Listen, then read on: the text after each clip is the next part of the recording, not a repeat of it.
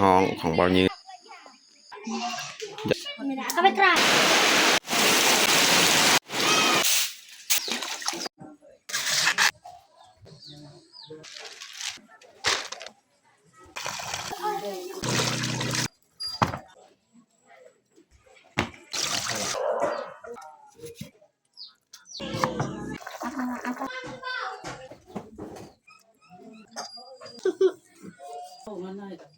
อย่าลืมกดไลค์กดแชร์และกดติดตามเด้อพี่น้องกล่าวทักทายสบายดีเบิดสู่ผู้สู่คนเนาะยินดีต้อนรับเขาสู่ซองบ่าวยืงเนาะแล้วก็สำหรับมื้อนี้บ่าวยืงก็บ่ได้ไปไสยังอยู่บ้านอยู่เฮือนคือเก่าพี่น้องเนาะเพราะว่ามื้อนี้นี่ฝนตกตั้งแต่เมื่อวานและฝนตกเนาะ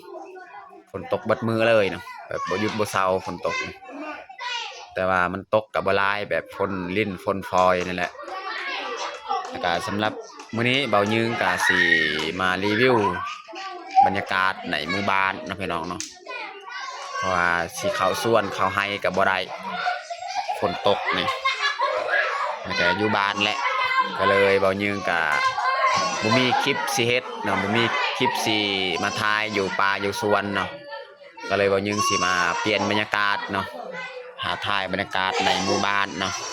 ช่วงยามฝนตกแบบนี้เนาะ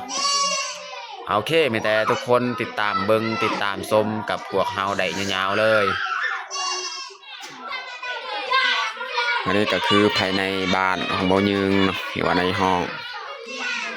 ของบ่าวยืงนี่ช่วงนี้นี่ฝนตกเครื่องนี่เขาจะห้อยไว้ข้างนอก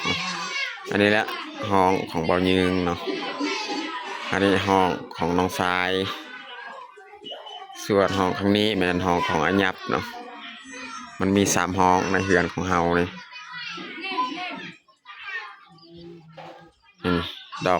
ดอกไฟของเฮามันกระพริบเพราะว่าพระเจ้าซากกับโทรศัพท์ไร้นไว้พี่น้องมันมีคนแต่เฮือนคนอื่นเนี่ยมาซากถ้าว่าเขาบ่ซากกับโทรศัพท์มันบ่เป็นแบบนี้เนาะมันบ่กระพริบเนาะมันก็หุ่งดีอันนี้เขาซากไฟมันบ่พอก็เลยมันเฮ็ดแบบนี้มันกระพริบนะ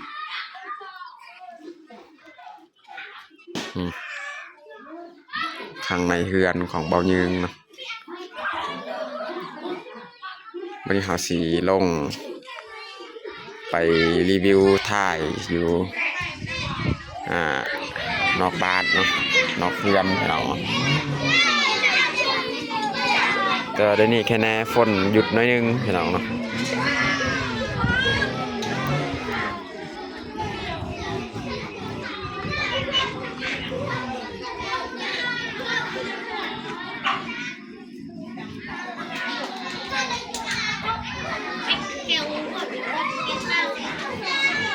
อันนี้ก็คือสลากวันพี่น้องเนาะ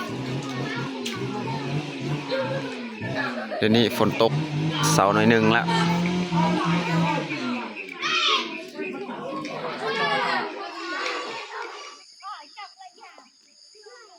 อันนี้แหละภาพมุมสูงพี่น้องเนาะบรรยากาศหมู่บ้านบ้านเฮาอันนี้แม่นมุมจากสูงเบายิงขึ้นมา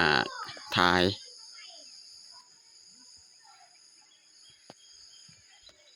แล้วก็ทั้งเทิงอันนี้ก็มีอีกบ้านเนาะทางนี้แล้วก็พูนอีกทางเทิงหันก็มีลายบ้านอีก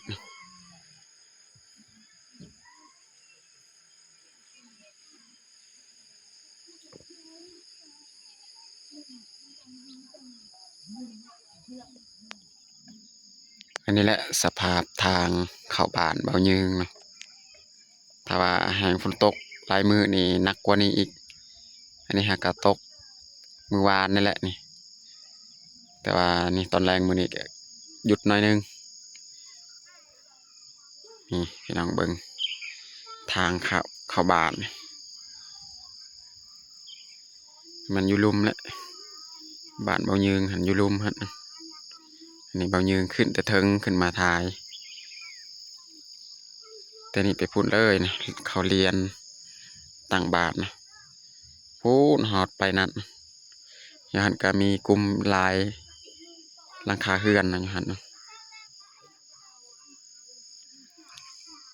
แต่หาสีขึ้นมาทายสำนีเนาะจะนักก็สีลงมาทายแถวในหมู่บ้านหันนะอันนี้แมนอยู่กลางเฮือนของเฮาเนาะแม่กำลังตั้มซิ้นพี่น้องแม่ตั้มซิ้นอย่าเล่นน้องแพง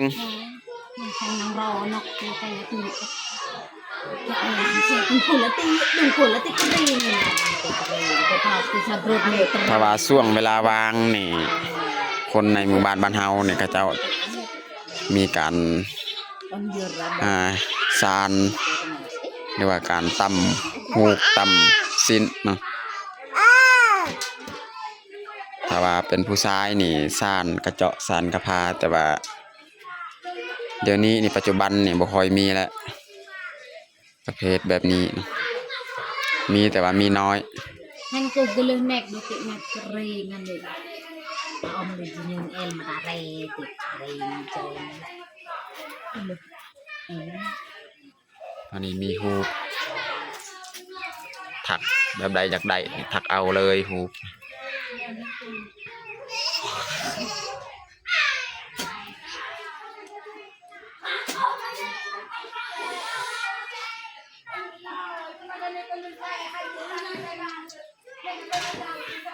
ของน้องมุกดาก็มีคือกันเนาะต่ำอันนี้แต่ว่าของ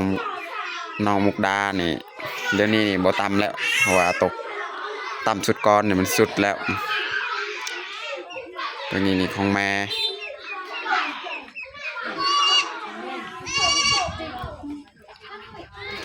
ว่าให้เราไปใครซื้ออย่างหมดเลยมาเกี่ยงหมดอ่ะ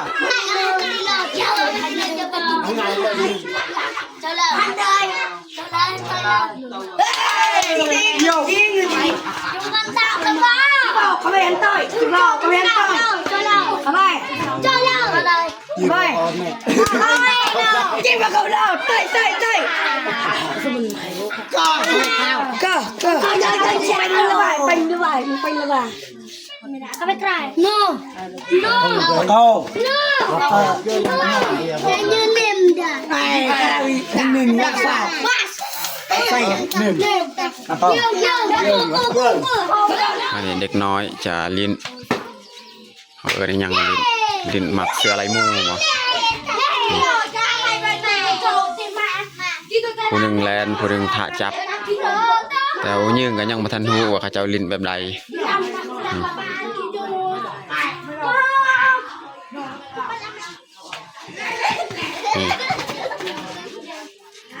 เขาเจ้าแลนแล้วก็มีผู้จับอีก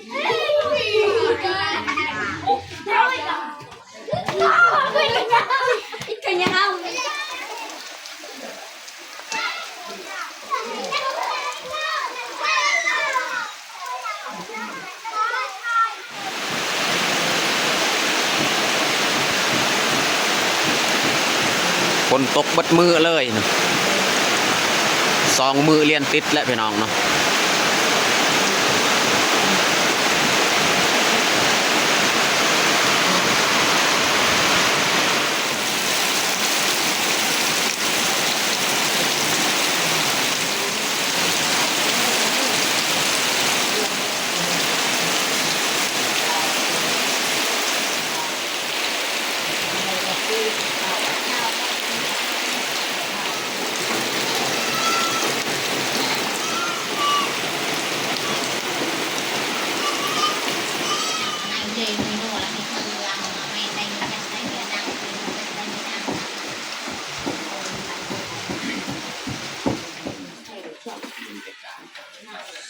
นี่เมียจะเอาข้าวสารเอามาผัดเนาะแล้วก็ผัดแล้วเราก็มา2 จอกเอา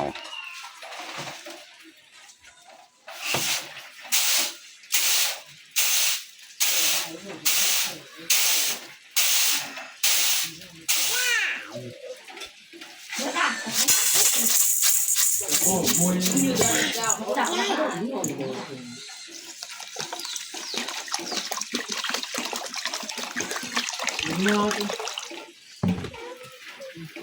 ไว้เลยจะประมาณ2-3 ชั่วโมงเนาะ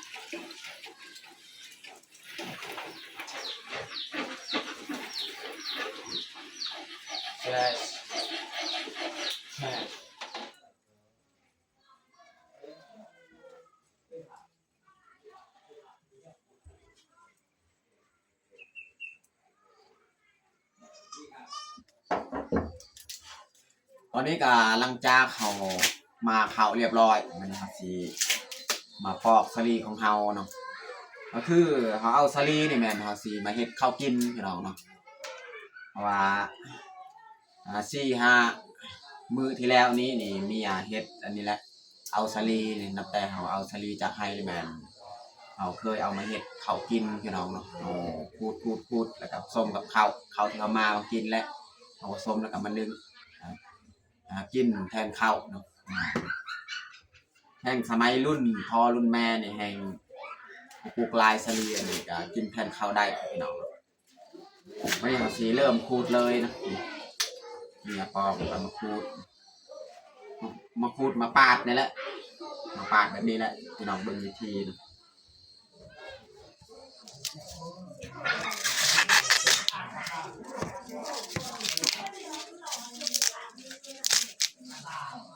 เวลาเขาปอกต้องเอาออกคนละเอียดนะให้สะอาด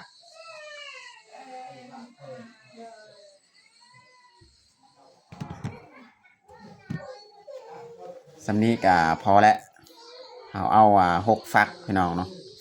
เอามาพานเนาะถ้าว่าผู้ได้ครอบครัวหลายก็เอาสามารถเอาหลายได้แต่ว่าเฮากับเมียก็พอแหละเอา6 ฟักนี่พันมากะบ่ยืงก็บ่เคยเฮ็ดให้ทุกคนเบิ่งเนาะวิธีเฮ็ดข้าวสาลีเนาะแต่ว่าสมัยรุ่นพ่อนี่บ่ยืงยังน้อยนี่กินข้าวสาลีตลอดเนาะช่วงฤดูนี้แหละช่วงฤดูฝนนี่ช่วงฤดูเก็บเอาสาลีนี่พ่อแม่เฮ็ดให้กินตลอด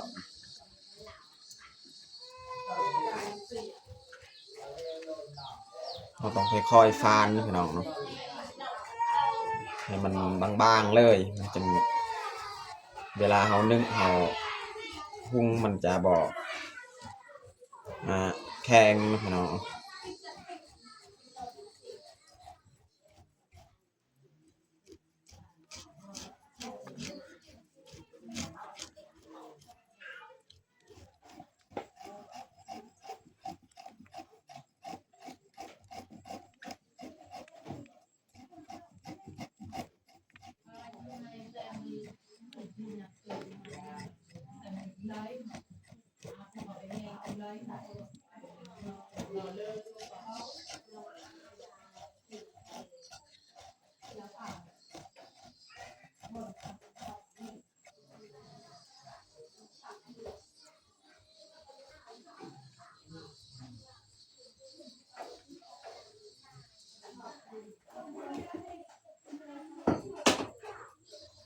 ตอนนี้ก็เรียบร้อยเนาะของขูดสาลีของเฮาเนาะแต่ต่อไปนี่เราจะเอาข้าวที่เรามาไว้แล้วก็มาผสมเลยเนาะนี่แหละสาลีที่เราขูดไว้เรียบร้อยนะ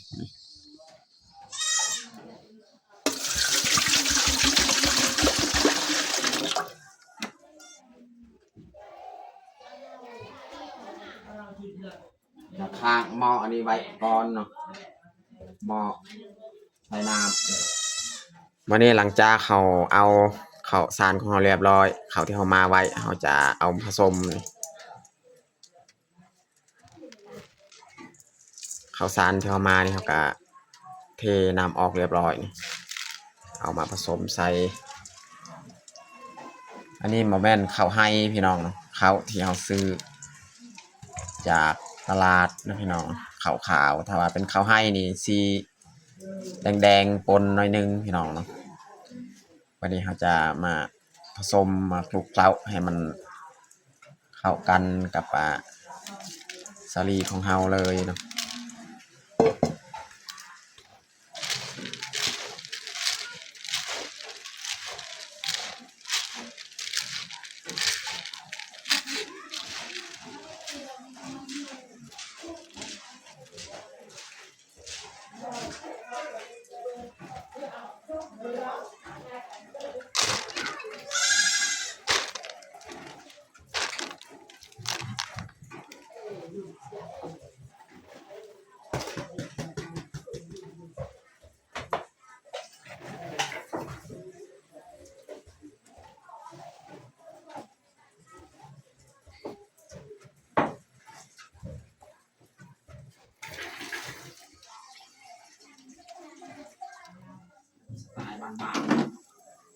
เมียเก็บกระตุกเอาไปตักน้ำ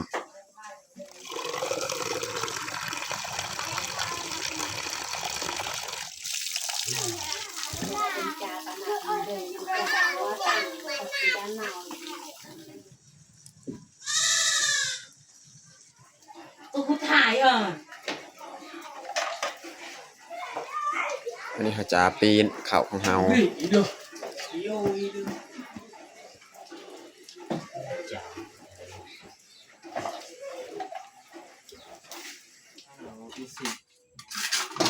เมียเก็บถ้วยบวงเอาไปล้าง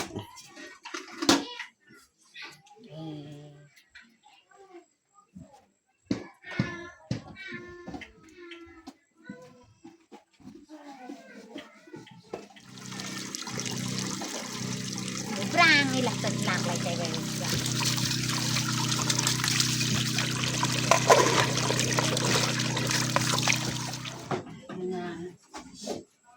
ตอนนี้ก็สุกเรียบร้อยแล้วข้าวของเฮาจะปรุงเลย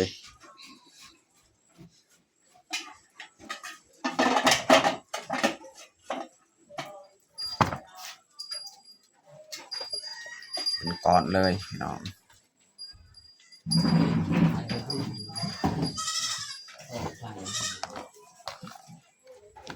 นี่แหละสีสันของมันข้าวสาลี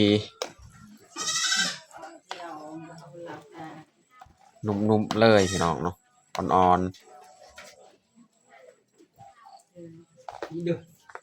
ๆข้าวสาลีมันจะแซ่บกว่าข้าวมันต้นเพราะว่าเม็ดสาลีเนื้อสาลีมันแซ่บกว่ามันต้นแหละมันมีความมันความหวานอีก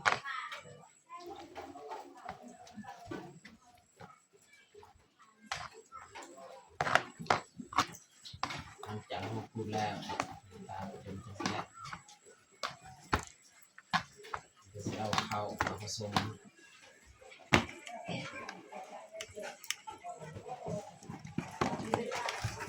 เอายัดเข้าใส่ติ๊บเรียบร้อยเขาก็อัดไว้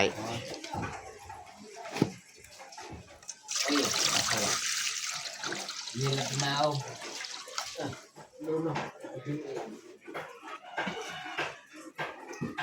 องให้เขาสิข้างหม้อสิมาเฮ็ดอาหารเนาะสำหรับข้าวนี่มันเรียบร้อยแล้วเฮ็ดสิมาเฮ็ดอาหารอีกสำหรับอาหารแรงมื้อนี้ก็สิเอาซีนไก่มาต้มซีนไก่ของพ่อเฒ่าแบ่งมาให้เขาแบ่งครึ่งแล้วนี่ครึ่งนึงแบ่งให้เฮากับเมีย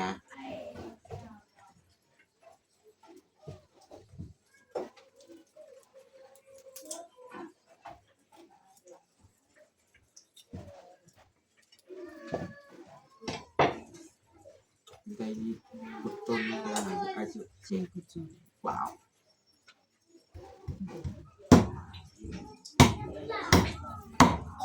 โอ้ดักจะสหาย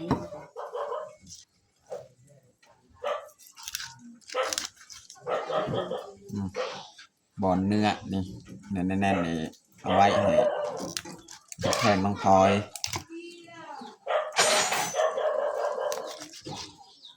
ไก่อันนี้นี่ตุ้ยดีพี่น้องเบิ่งน้ำมันไก่บ้านนี่แซ่บที่สุดเลยพี่น้องเนาะ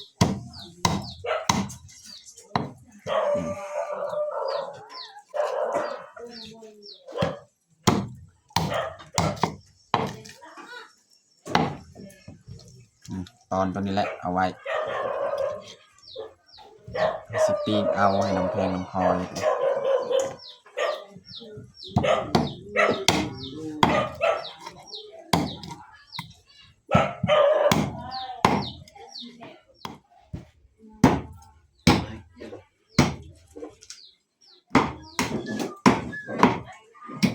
เรื่องก็เป็นเฉาเรื่องปลาเรื่องงานล้างจาน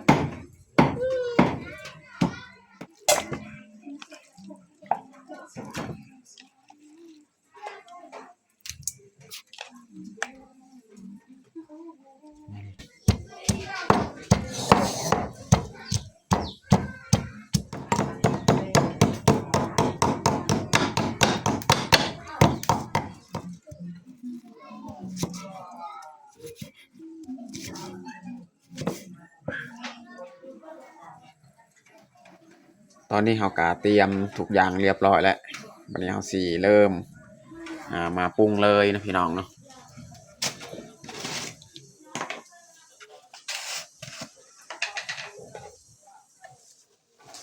น้ำที่เราต้มกะกดเรียบร้อยเนาะวันนี้เราจะปรุงเลยใส่พริกกระเทียมมะแคนหัวสิไข่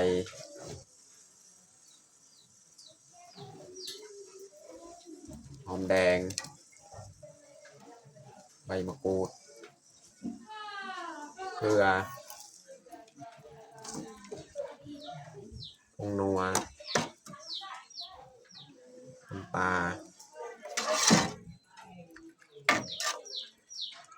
นี่เราจะใส่ซีนไก่ของเราเลย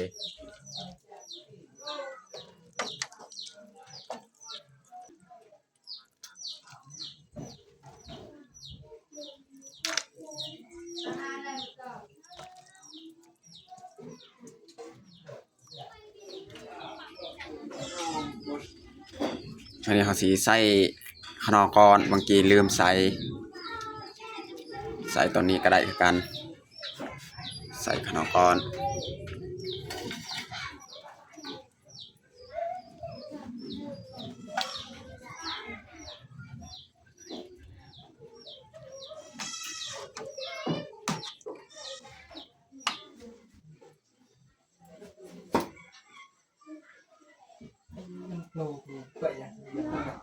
เอาหมักแตงมา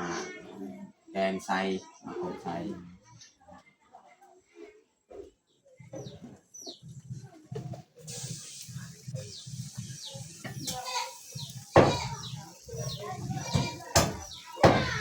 น้ำกับฝนแห้งแล้วต้ม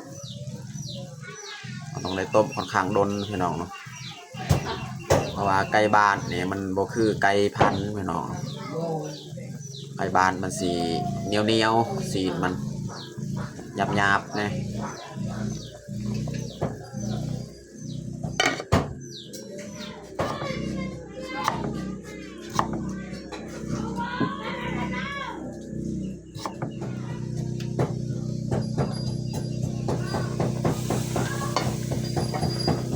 น้ำฝนแห้งแล้ว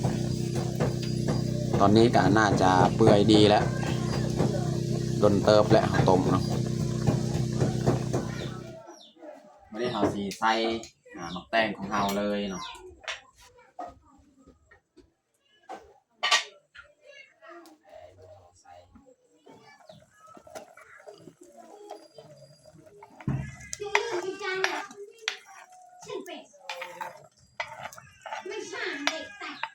หมักแตงมันจะติดเคียง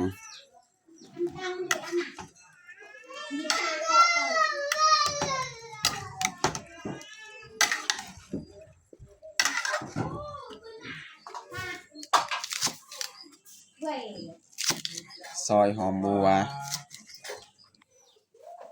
สุดท้ายนี่เราจะใส่หอมบัวเนาะ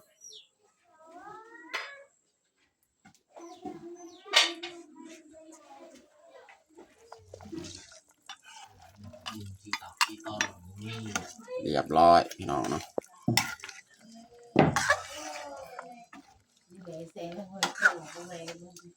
แกงซีนไก่ใส่มะแตง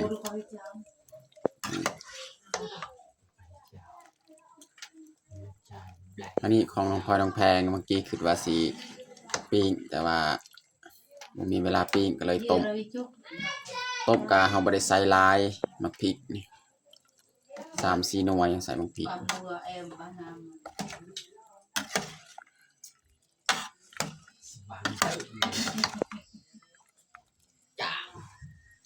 เรียบร้อยพี่น้อง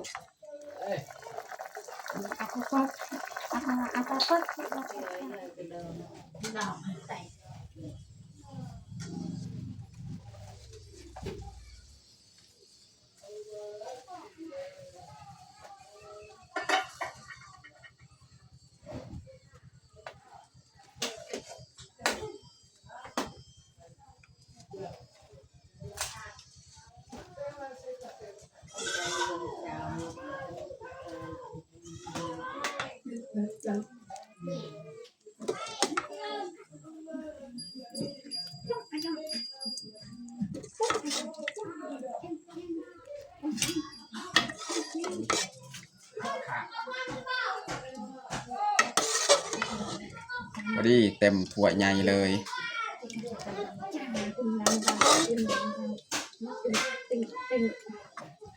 น้ำมันยังลายนะพี่น้องในหม้อ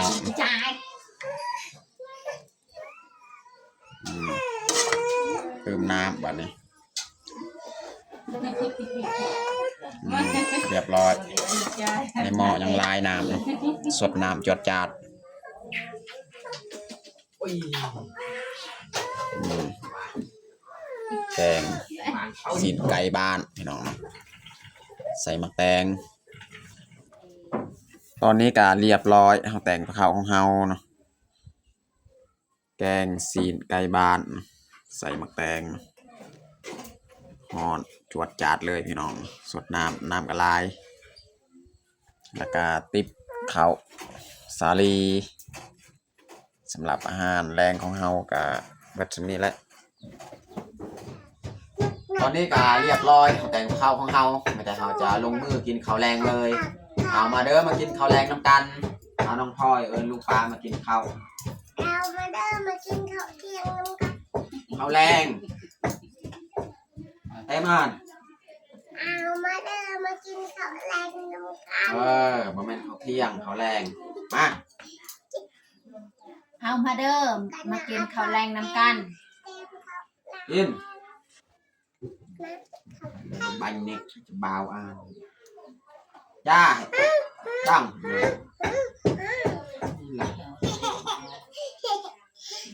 ็ม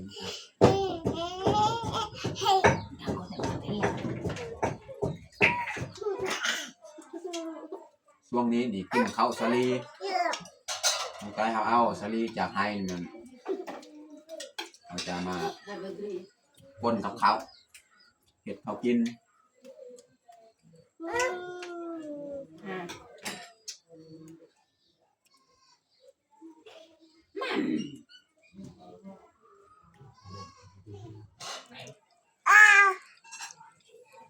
เอาหนูแพง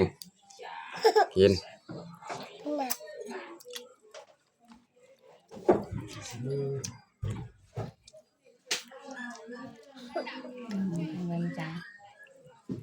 น้องแพงนี่เขานี่บุกินน้องแพง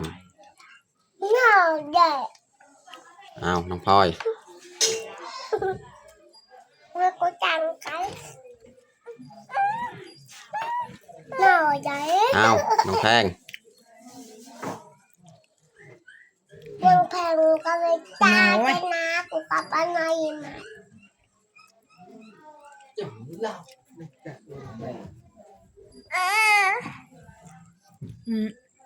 ก็เลย ว้า หนูจับเป็นดัก